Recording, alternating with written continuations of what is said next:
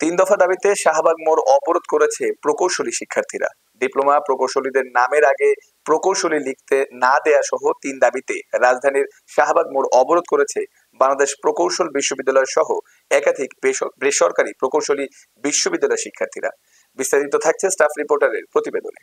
আজ মঙ্গলবার প্রকৌশলের কয়েকশো শিক্ষার্থী শাহবাগ সড়ক অবরোধ করে রাখেন। প্রত্যক্ষদর্শী ও পুলিশ সূত্র জানায়, ৩টার দিকে বুয়েট সহ একাধিক প্রকৌশল বিশ্ববিদ্যালয়ের শিক্ষার্থীরা মিছিল নিয়ে শাহবাগ মোড় অবরোধ করেন।